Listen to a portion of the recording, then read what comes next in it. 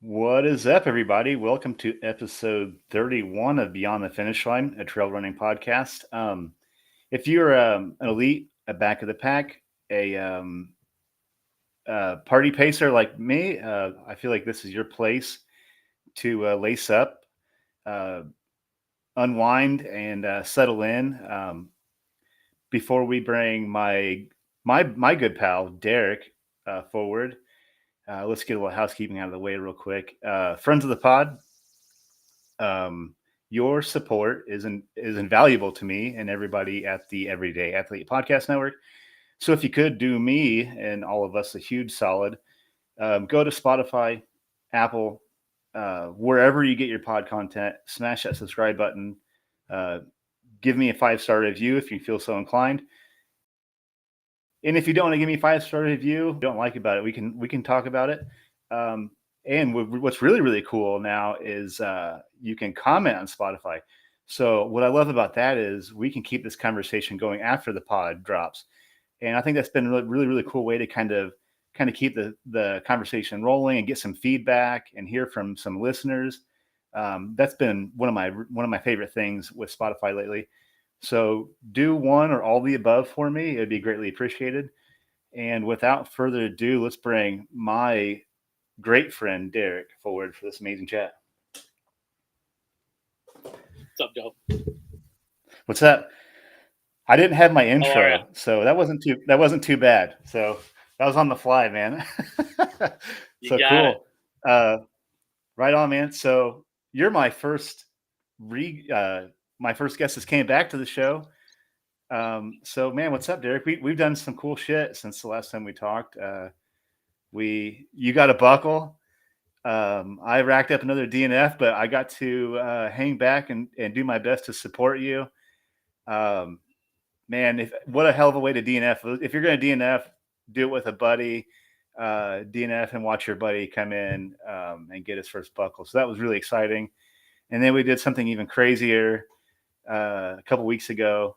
We can get into that, but I don't know what's new, dude. So let's just, yeah, what's up? Yeah, man. Everything's good. I huge honor if I'm your first, repeat guest on here. That's awesome. Yeah, Definitely holding that high in my hat. cool, man. Yeah. I don't know. I've just been running and training and getting ready for the next thing here. If you want to start out, I talking a little bit about Mohican since that's the farthest back and work our way forward here. But yeah, Mohican, man. I mean, as you know, what an experience that Yeah, above and beyond anything else, just that course was one of the more beautiful places I've been, and definitely probably one of the most beautiful places I've gotten the chance to do some trail running. Like what a cool event! I mean, there's just so much history behind that event. It being one of the original 400 milers in the country, just holding that kind of history and the whole history of that trail itself and that area is just super cool.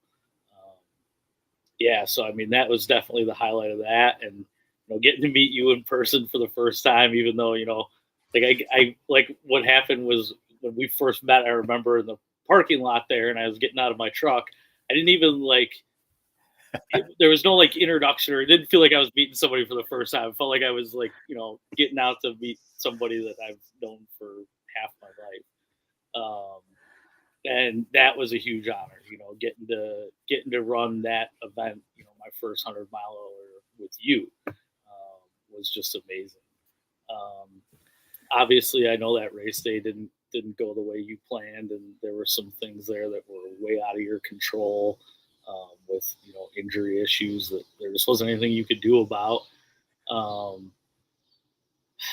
Man, I said it in my post recap post and stuff, and I know but I when we split at that aid station, that was gut wrenching for me. There was no way I was leaving there without you putting the cattle prod my ass to leave there. I was very emotional and crying when I left that aid station because that's not the way either one of us wanted that day to go. So, that held on as like just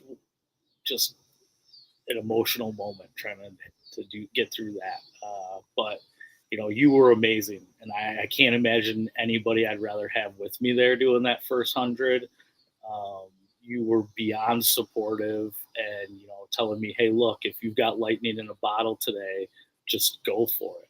And I haven't been doing this as long as you, and neither one of us have been doing it as long as a lot of people, but we both know with something like 100-mile distance, it's not, you could be in the best shape of your life and just have a great day or have a bad day. And you've got to capitalize on when you are having those good days, and you've got to know when to shut it down when you're having a bad one.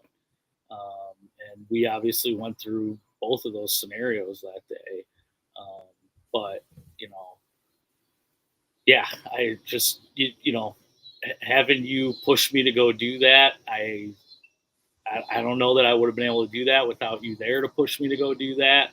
And, seeing you when I came in for those loops made a big difference, especially going into that night loop, which was just, it's just a total mind game, and I was lucky enough for a sizable chunk of that night loop to link up with a guy on course who was really nice, and we kind of were just trying to get each other through the night, which was good.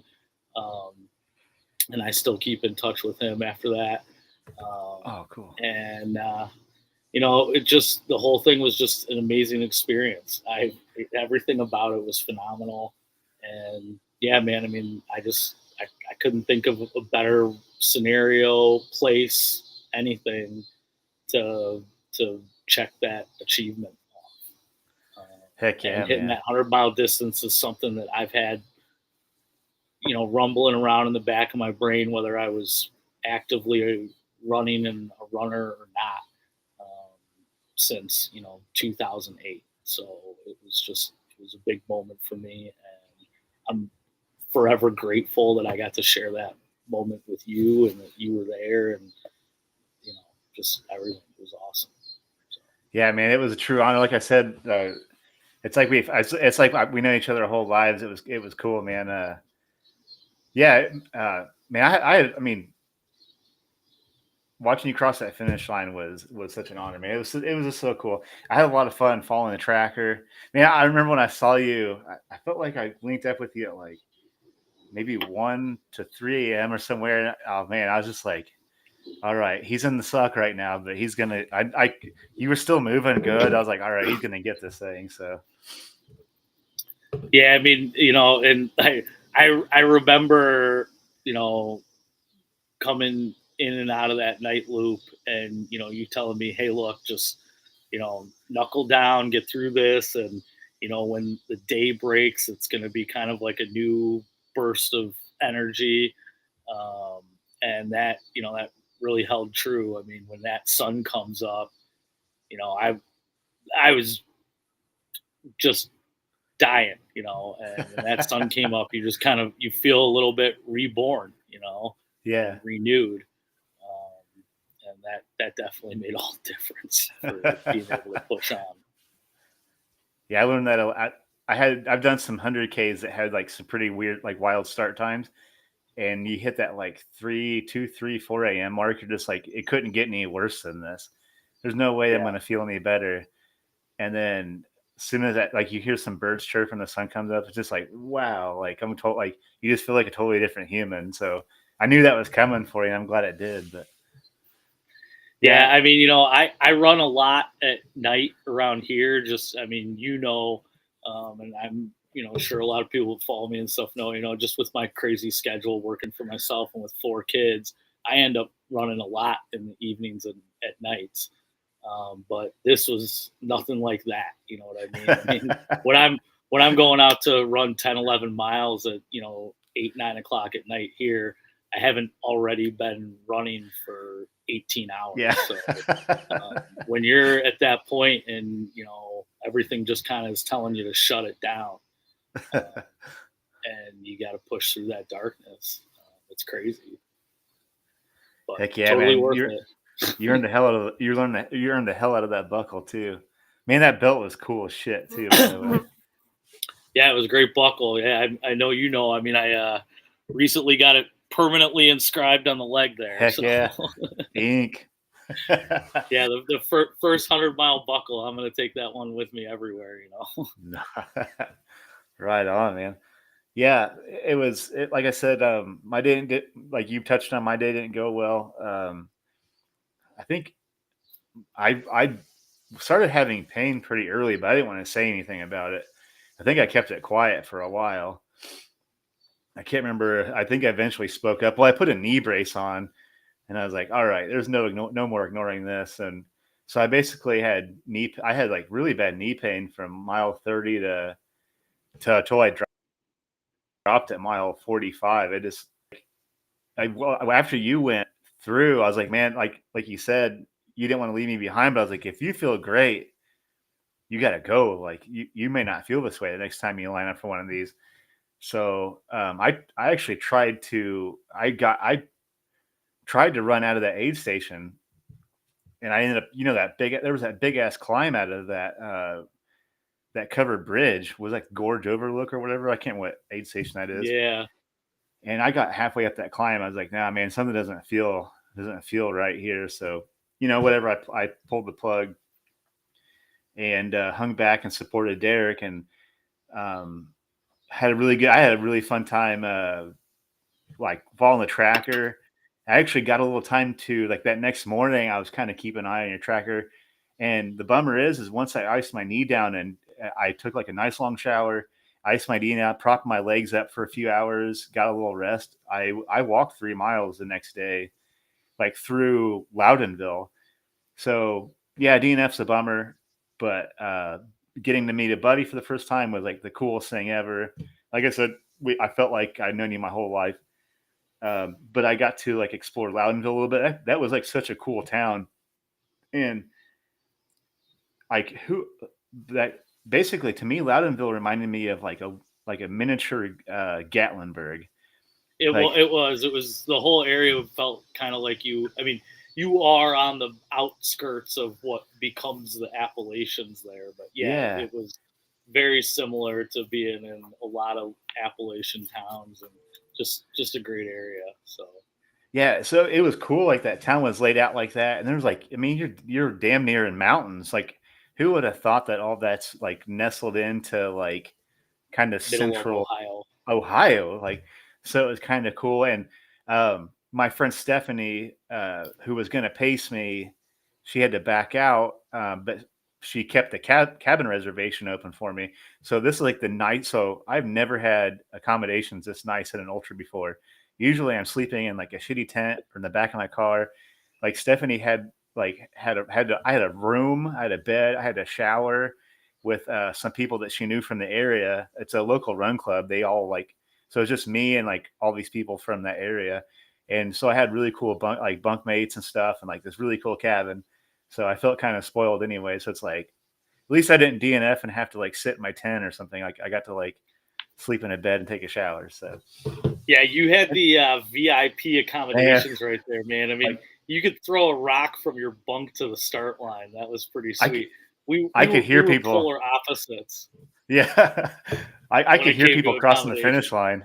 Yeah, it was cool, man. Yeah. So I was like, man, this is the way to do it. It may have ruined the way I camp out at ultras now, but yeah. So I was spoiled. We couldn't have been farther apart when it came to accommodations at that race, because I initially thought I was in a campsite that was across the street, and I was just going to sleep in the back of my truck in the bed, and come to find out that I'm in a campsite that is on the other side of the Mohican Park.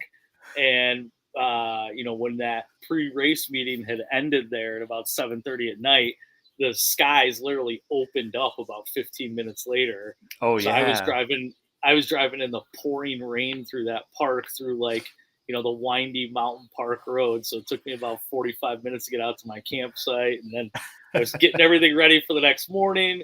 And then I was so far out that I had to wake up crazy early the next morning to get there in time. So I think I went into that race with maybe about 2.5 hours of sleep, something like that. Oh, damn.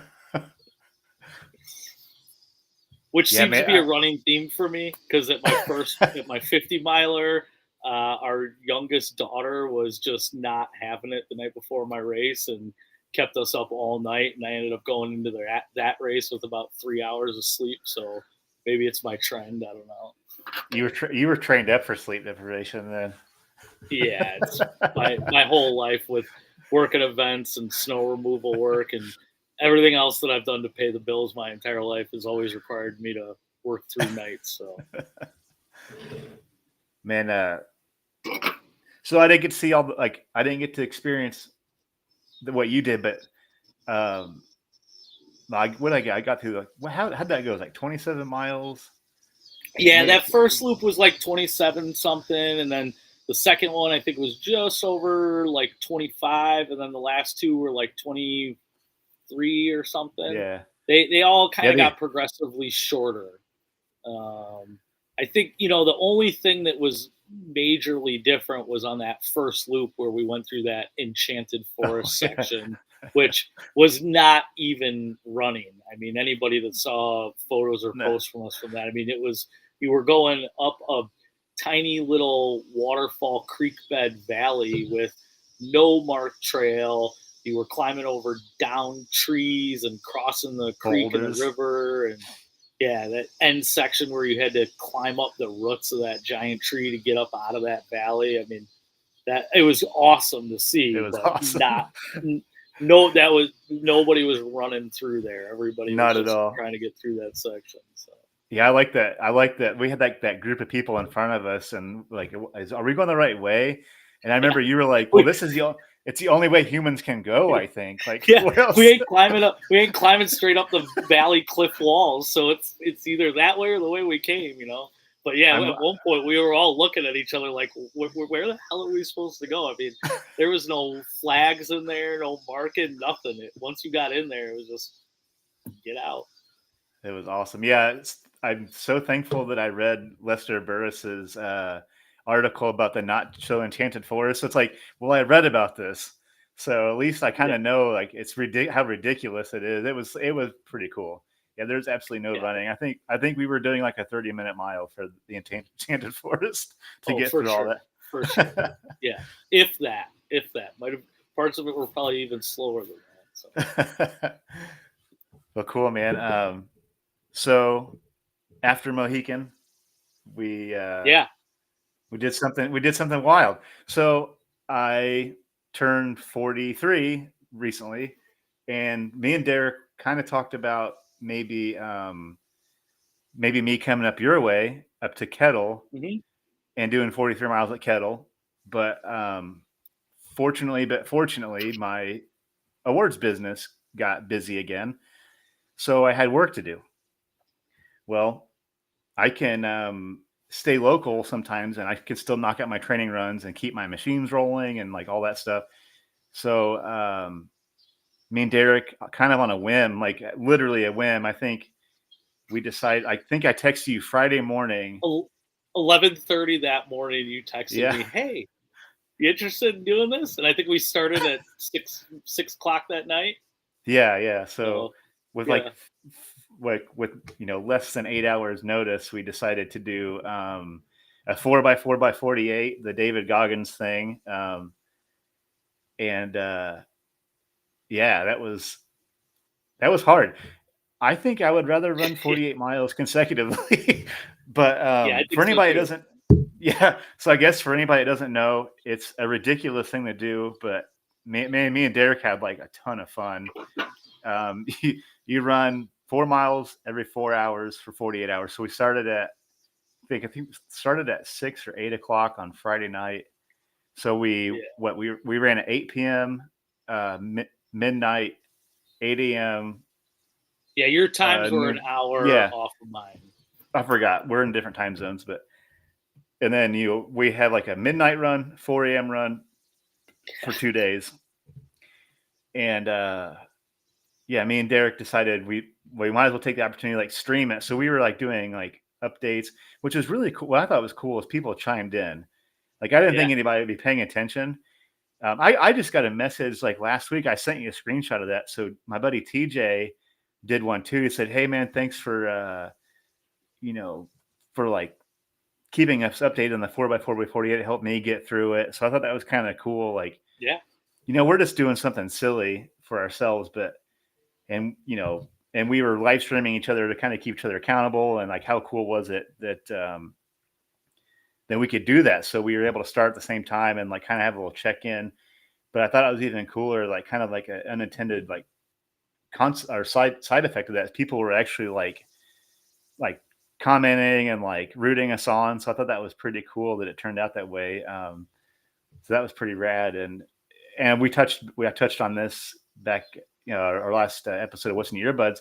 But me and Derek were like starting like a Spotify jam, and like so we could like listen to each other's songs like kind of like live together. That was pretty cool. But we didn't get to do it every time because I can't really figure out technology half the time. But for the most part, I'm in the same boat. I think we both it was awesome, but we both struggled. I think a couple of times with getting the live going and getting the Spotify jam going. I mean, that's not my strong suit either. So I think a few times I hit it in my pocket or something. I don't know what. I was just like, all right, well, this is the song we're listening to now. Yeah, that's all right. Sometimes it worked out all right. I mean, you and I are both eclectic enough that I don't think anything was going to come on where either one of us were like, oh my God, yeah. Yeah. So, yeah. What I thought was funny is you did yours on trail, which is pretty badass.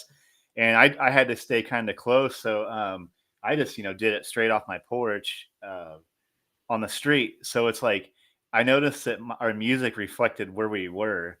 It's like, I felt like yours, like the music that you were picking for your stream would do better in like the woods. And for some reason I kept going to like metal and like hip hop. Cause like I'm on the street, like I felt like, so yeah, it was a different vibe. So I thought that was kind of cool how like our music choices are similar, but like during that they were just enough different where I could kind of notice, like to me, I could tell you were on the trail and I was on the street. Like that's just how I saw that playing out with our playlist. But no, for sure. Yeah. I think I was definitely playing some more, like chilled out, low key stuff, or some electronic music, and you were definitely going a little bit more on the heavy metal hip hop side. But it was all good. It was a lot of fun, and like you said, people, with the exception of maybe that 3 a.m. live, we had people chiming in on almost all of them, which was great. And I know we both had, people that reached out to us afterwards and during and stuff, which was just really cool to see. Yeah. Obvious, both of us are, knowing this community is just awesome. And when you do something like that, especially when you're just throwing it together at the last minute, unsanctioned, untimed, unsupported on everything. And then, with 5 hours notice, and to see people come out of the woodwork and cheer you on and say, hey, this is awesome. You guys are doing great. That's cool. And it's very symbolic, of what this community is and the way it comes together for everyone, which is really neat and it's great to see. Yeah, absolutely. And I appreciate you like matching my energy on some wild shit like that. I thought that was pretty cool. Like, yeah, man. It's like I didn't even have to really talk you into it. I was just like, do you want to do this? Like starting tonight? Like, yeah. All right. It's like, cool. I know my people. Yeah, if you want to do something highly questionable, like I'm your guy. Oh man. Oh, what was really cool was I didn't mention this just now, but as my runs were uploading on Strava, I noticed more people were like commenting on my Strava segments because I started running the same. I was just getting tired. I mean, I know you were too.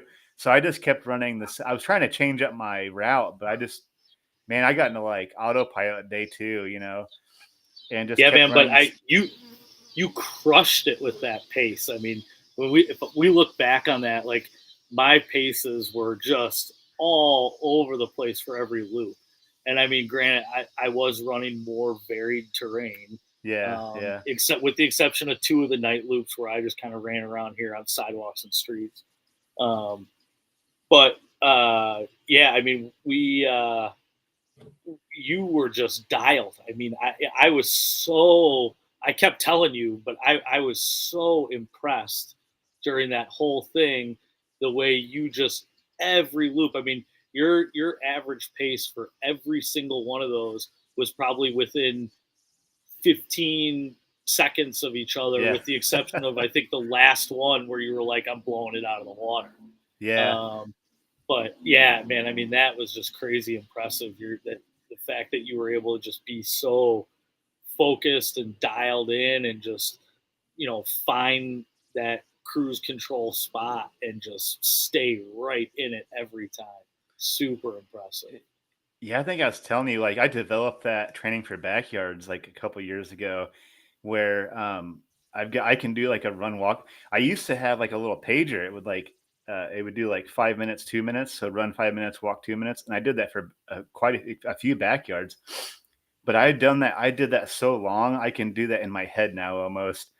And I look back at. I mean, I wasn't looking at it at the time because I just like would try to go back to sleep or eat or Yeah. whatever. But like you said, I was probably within like 15, 10 seconds. Like there was Oh, a few times I was like, yeah. And I was able to do that with backyards, like where I was within tens of seconds, like with my loops. And it was cool, like to see that like on day two, because we were both absolutely just wiped out. And I was still able to like, it was like, I was like Pavlov's dog. Like I knew like, this is where I run, this is where I walk. And I was able to like, even without kind of being an autopilot, still like nail those like splits for, I mean, 2 days basically. So that was pretty yeah. cool. Yeah, that last loop, man. Shout out to the Boone County Milers. I don't think any of them listen to my podcast, but there's a local run club that's started forming here in Lebanon, which is unheard of for this small town, and we're like 12, 14 members strong now. And they were posting my runs on their group page, and some of the Boone County Milers came out with signs my last loop and That joined was me for awesome. my last. Yeah. So, and I didn't know it was coming. So, and they had been watching my segment, so they knew where I was going to go.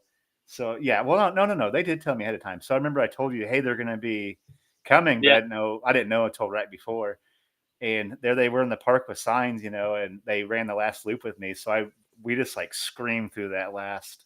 I mean, it felt like I was running quick, but after 48 hours of running, it might have been a shuffle at best. But yeah, so that was cool, like to It's get some support in another real life awesome too. example. Another awesome example of this community, man. Just Yeah, coming out for everybody. and so that served me a couple. And I'll let you answer this too. It served me in a couple of different ways. It was cool, man. It was like, I know we had to do it virtually, unfortunately, but it still felt like we were running together. I didn't feel like I was running alone. Yeah. It wasn't like I was down about the Mohican DNF, but I needed like a little redemption. And man, that restoked a fire in me. I after Mohican, I didn't throw myself a pity party. It was out of my control, but I did felt a little down. Like, damn, I didn't get a buckle this time again. But Mhm. so and what was compelling to me is this is the first time I felt like I was felt stronger day two. I mean, I was exhausted, but mentally stronger. My legs felt the same the entire time. Like after about three of those fours, my legs didn't change. So I literally felt the exact same. I know we had rest periods in between, but Yeah. so that's the first time I've ever had that. At backyards, I mean, my legs get toasted after that long. So I guess that was just something I noted. I don't know what I've done different other than just, consistency, and I kept showing up um, to run. So I guess that was just one thing that I could note is like, I think it's the first time I've ever done something crazy like this, and it did like I just felt good the entire time. So Yeah. what was your like? What did you learn from this? I guess. Yeah. I mean, I took a lot away from that. One big factor in this thing that we are not telling people who weren't following along with us is that we, along with opting to do that with about 6 hours notice, also just happened to pick what has hands down been the hottest, most humid weekend of the entire summer. We're in both of our prospective Oh locations. yeah, So yeah, that added a whole another factor to everything. I mean, I think I mentioned to you before, but like, my Garmin tracked something like, over 5,000 milliliters of sweat loss during that entire thing. So that was just nuts. But takeaways from that thing, a big one for me is so and I know we've talked about this before. I'm not like a training plan coach person. I run by how I feel. So if I go out and I got a big chunk of time, I run real long if I feel good, and I run faster in some sections and slower. And I run if I'm hurting a little more, I might run slower or walk more. I train by how what my body's telling me I can handle at any given moment. And I lean towards the long and slow. It's what brought me into ultra running. Um, and a lot of times if I look at the clock and I'm like, oh, well, I only got time to run 4 miles, I'd be like, forget it. I'm not gonna go. I'm gonna go later when I got more time. And since we did that, that really got me to kind of fall in love with not only the concept of running some shorter distances, but taking that like long run and maybe breaking it up into 2, 3 runs over the course of the day.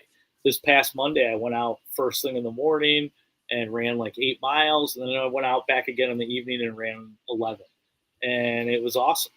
And I've been doing that a lot since we finished that 4x4x48, where I've just kind of been like breaking stuff up, doing a lot more days where I do multiple runs in a day. And like you were saying, I'm actually finding that I'm able to log, if not the same, but a lot of times more mileage than I would have logged before, and do it with less recovery time and less long term fatigue on my body, because I'm kind of breaking it up and I'm giving myself a little bit of mini recovery there in the middle of the day. Whereas before it would have just been 5 hours straight of pounding. I'm doing, 2 or 3 hours here and then giving my body a little break, eating some food, icing something if it hurts, stretching, foam rolling, and then, 6 hours later going out and running for another 2 hours. So that's been huge for me. It's been huge for me to be able to like bring up my weekly mileage and do it in a way that's not putting the same what feels like the same wear and tear on my body. So that was a big takeaway. The other thing for me, man, just from the standpoint of us being such good friends and everything, was just seeing you, because I know that you came out of Mohican and that didn't crush you or anything, and you weren't getting ready to hang up your running shoes because of it or anything like that. But seeing you at the end of that weekend, like I could tell as we were kind of going through that, as we kind of progressed into like the second day and stuff, I could see like a spark in you, like getting it back. Like, hey man, like, I can do this hard shit. What happened at Mohican was out of my control, and I'm feeling it and on to the next thing. And I could sense and see that. And for me, that was awesome. Just, the same way you had that gratitude for being able, even though you couldn't finish Mohican, to be there for me when I got my finish. I felt that same sense of gratitude and everything, just being able to watch you finish that and get that fight and that spark back, and be able to just, once and for all, wipe that behind you and on to the next page. yeah, yeah. It was nice to like shake it off, just like like it is what it is, man. Like shake it off. Yeah, it felt good to. It felt good. As absurd as that challenge is, I would do it again. By the way, as Man, absurd. we were talking about doing one more loop at the end of that thing Yeah, before we yeah, started our last loop. full disclosure, we almost did one more just cause, but I was just like, Yeah. I was so tired of being like, I feel like I'm very well heat acclimated. I mean, I've been outside of this last week. I run commute to work, so I'm used to being outside during in the middle of the heat. But man, I was just like, I am so tired of sweating. Like, could I possibly sweat more? Like, And my wife was just like, "Hey, I'm gonna order pizza for after this last loop." So I was like already thinking about Pizza King pizza. So it was like, oh man, like we could do one more loop. Like I could have done one more loop for sure, but yeah. I'm a monster when it comes to food. I mean, I'm like one of those little dudes that'll like eat a 500-pound guy under the table. Um, but man, that meal, like when we finished that, holy cow! I mean, I just was cranking. I've never been so like hungry in my life, and I ate a lot during that thing. But man, yeah, when we were done with that, it's like, give me all the foods now. I think I ate like half of a large pizza and like a third of a watermelon after that, something like that, something crazy. It was hot. Yeah, that was the one thing. I don't think either one of us paid attention to the weather until we were like in the middle of it. I was like, oh, it's gonna be historically hot this weekend. Like Yeah. perfect timing. It's only 98 degrees with a heat index of 109 and a dew point of 75. It was fine. Something else I didn't realize. I've lived in this town, a very long time since the early '90s. Um, is I got to experience more like I got to experience more of the town at like a time we wouldn't normally, and it was just like it was just kind of cool, I guess. It's like we have like this really old courthouse that I see every day. I run past it, I cycle past it every day on my way to work, but I never really like pay attention to it. And I saw that for 2 days, every 4 hours, outside of the loops I did there's a rail trail like a quarter mile from my house. But it was just kind of cool. Like I look at this thing every day of my life and I never paid this much attention to it. Like how cool is this? So it was just like a lot of little nuances um, just around in my neighborhood that I guess I would have normally just brushed off because it's like part of my day to day commute. But I got to like experience it kind of, you know, just in a different way. I thought that was kind of cool. That was my takeaway. It's like I live here every day. I see this stuff every day, but I never really took time to like appreciate some of that neat stuff that's like around me. Well, when you're running the same 4-mile loop 12 times, you have no choice but to start to notice Yeah, different things. yeah, that's right.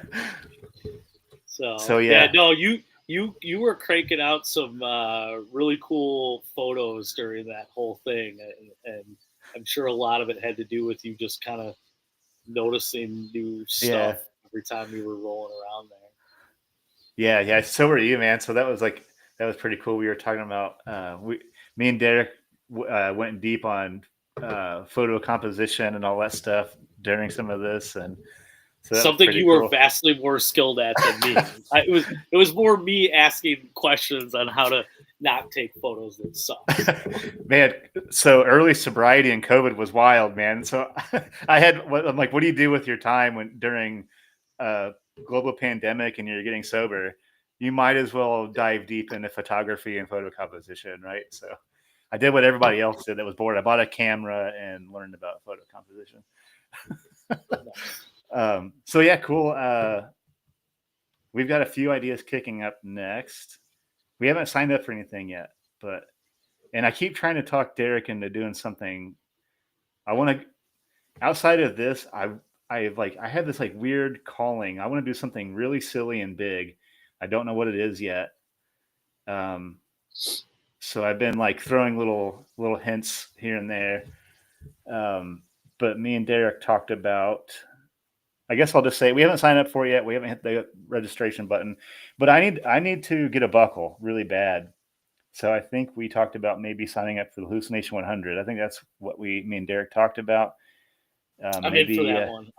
That was me conning you into that one. yeah. So Derek talking me into this one, and he did all the research, and I'm in. It sounds like a pretty amazing event. So that's probably what's going to be next. Me and And you got your other friend of the pod that is going to probably be running that race too, right, Paul? yeah. So it sounds like there might be a crew up there, so that'd be pretty cool. That'll be neat. Yeah, so something else to train for. Yeah, I'm just gonna keep logging miles, and I'm gonna keep showing up to these things till I get a buckle, or I don't know. I'm just gonna keep showing up. So we're getting you that buckle of hallucination, man. That's the so here's the damnedest high thing. Water. My first DNF was at IT 100. Unfortunate, but that was a mental breakdown. Man, I felt so good at Mohican. That's the thing. Mentally, felt great. We were having so much damn fun. Like I touched me and Derek were like, just like how beautiful that course was. We spent 45 miles together, just like appreciating how amazing that course. It's a brutal ass course, but it's beautiful. Oh my God. Yeah. And so mentally, I felt great. It is what it is. So I'm gonna show up like that again at Hallucination 100, and see if we can. We're gonna have just as much fun. We're just gonna do it for twice as long. Just twice as long, yeah. But and yeah, I don't know. Maybe after that we'll figure out something. But I'm gonna try talking into something, maybe not race related. But I'd like to fast pack somewhere. I don't know. I've got it on my mind that I want to take on the Knobstone, but that might be a tall order. Yeah. Well, you've talked about potentially wanting to, what is it, cross Indiana? Cross Indiana. That's like, I've been obsessing over that ever since I started running. I'll get that together eventually. Well, whenever you want to roll, you know all you have to do is send me a text, and I'll be there in about 10 minutes. So. I'll try to text you maybe more in advance than like 4 hours. Yeah, it makes no difference. Makes no difference. Yeah. So what do we got? We got till September to train up. So we'll have for that. I think we're gonna have to cash in a little idea at some point. Get some miles up that way. I'm down for that too. I've got mine coming up, man. I mean, it makes a couple more miles than yours since I'm a little older, but mine's coming up here in August. So if you want to come out to Kettle and run 45 with me. Oh, hell yeah. Man.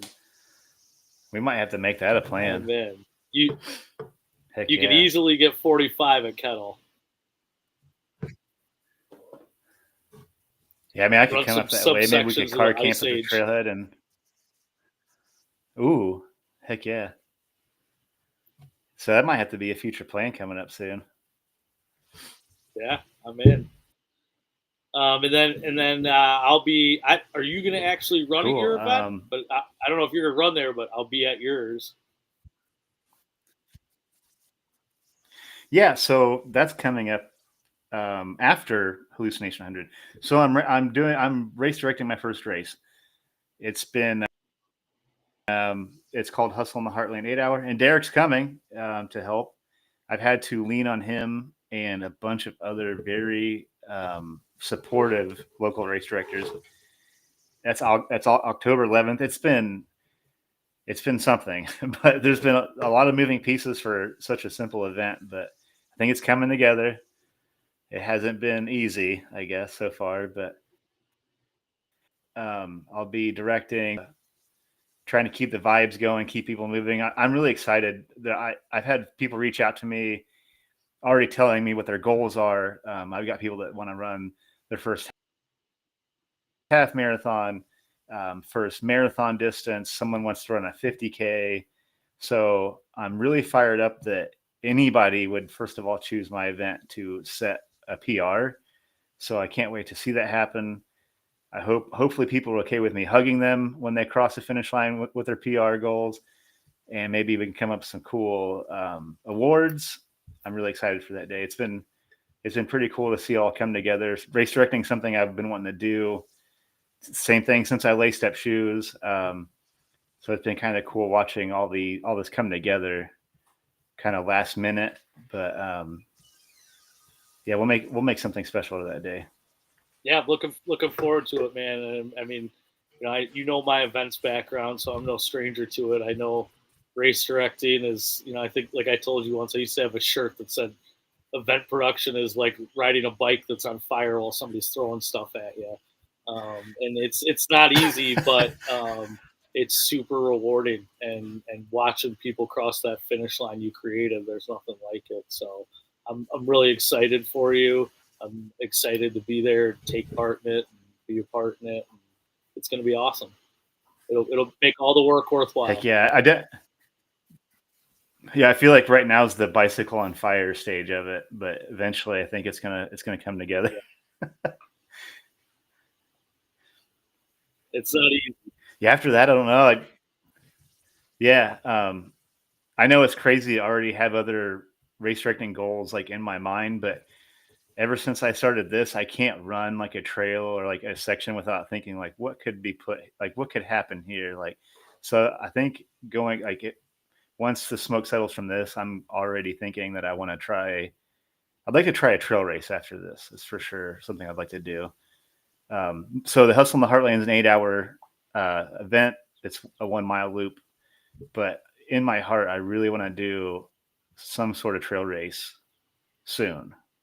And then me and Derek talked about Yeah, a few we've things. kicked But, around a couple ideas. We can, yeah, a couple ideas, but so maybe that'll be in the future. Absolutely. Yeah, cool, man. So back to Hallucination 100. I'm stoked. I think me and Heidi Baker were kind of talking. I was like, if I DNF this again, maybe I'll just sign up for a 200 miler, just kind of joking. And then Heidi's like, well, come do cane break. I'm like, like, so who knows? If I can get a buckle, maybe I'll double. Maybe if I don't get a buckle, I'll still double down. But crazy things start with just a little suggestion like that.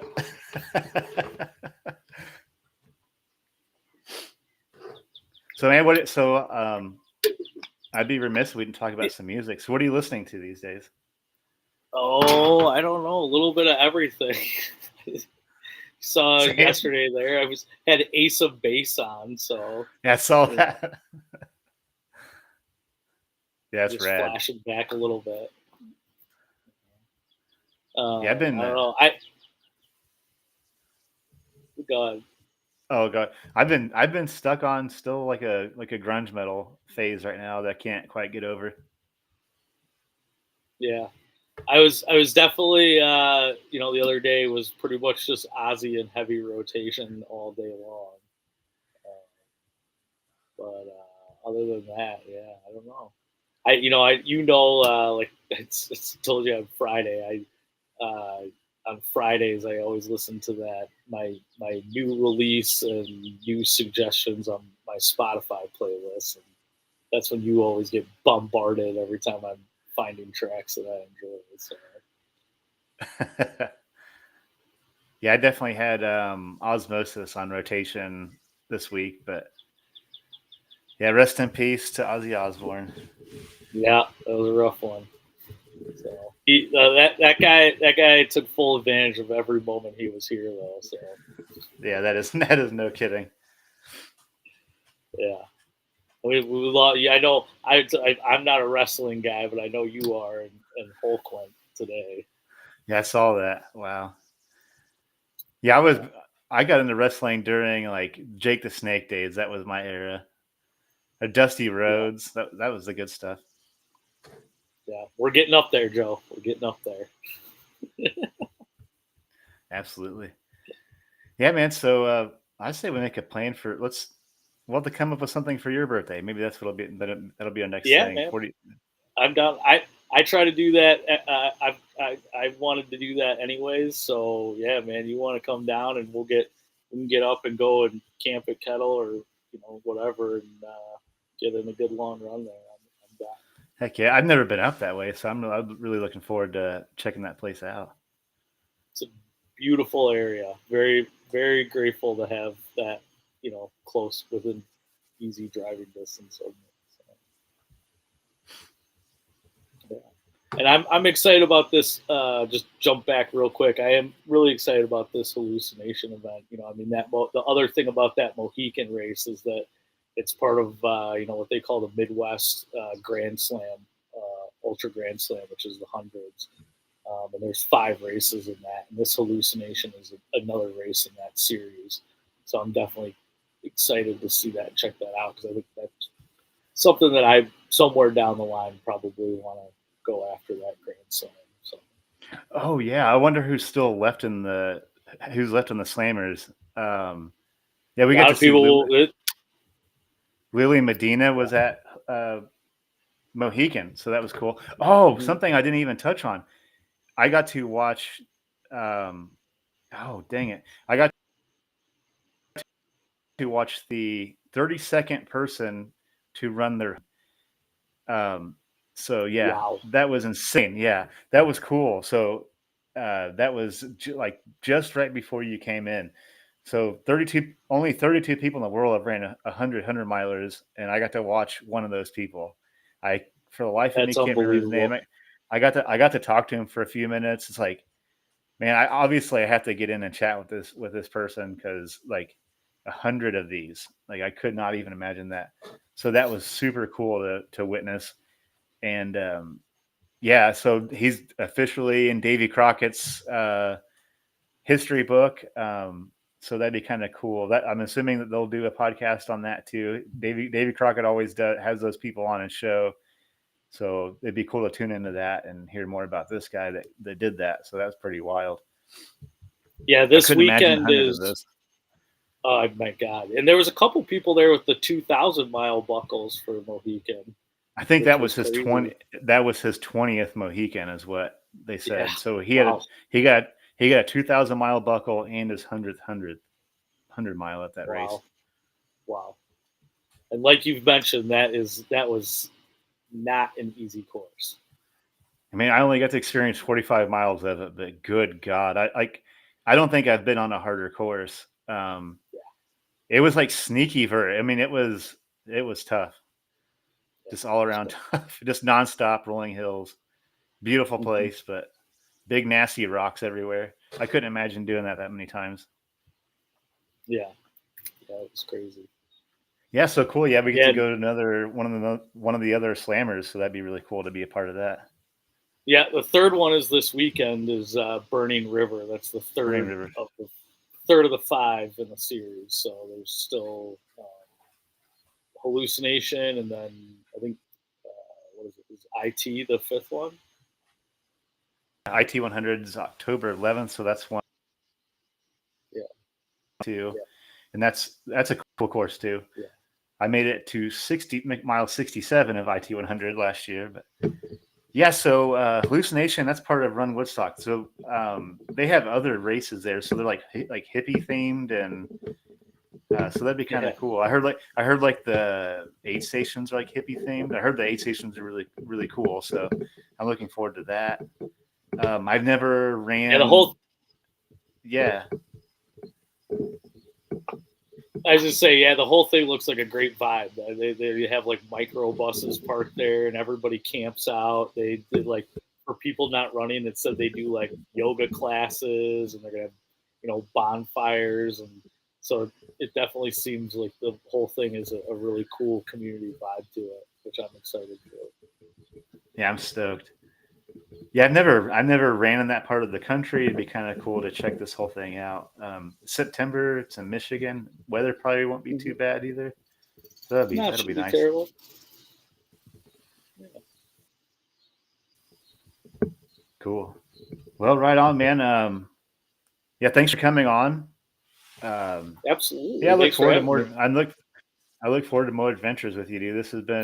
It's been a real honor getting to know you. Let's share some more miles in real life in September. But yeah, I think me and Derek are just gonna keep logging crazy ass adventures. So I I'm have looking no forward to doubt that. we'll find a lot more ways to get into trouble together, Joe.